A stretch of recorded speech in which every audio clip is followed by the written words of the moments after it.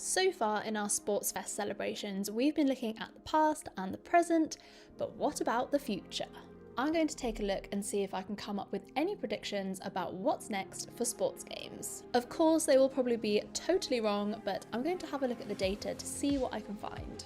So I've used the description of what Steam has defined as a sports game for this festival, which is managing a sports team, playing a sport, or guiding a sport team to victory, and filtered for unreleased games. You might not be surprised to hear that football is by far the most popular sport to theme a game. This niche is so saturated, which means that there are lots of games that look really similar and have similar gameplay.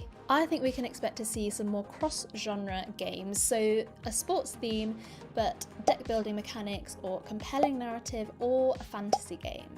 I think this will be perpetuated by indie studios who have the flexibility to explore unique concepts and experiment with creating completely new sports.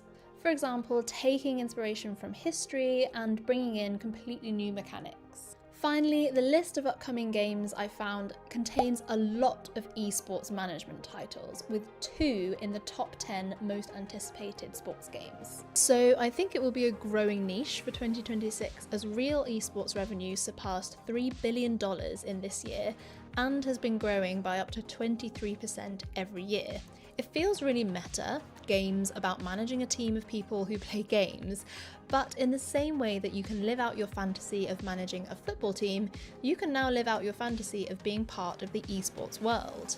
I do think that it will become an increasingly saturated genre with lots of very similar games. So to have a successful release, you'll need to take a look at what players say is missing from existing games and fill the gaps. Or create an esports manager from a completely different perspective, but I don't know what that could be. I'd love to know what you think about what's next in the sports game genre and whether you think I'm completely wrong, because I probably am. Just let me know in the comments. I'd love to hear your thoughts, and I'll see you in the next one.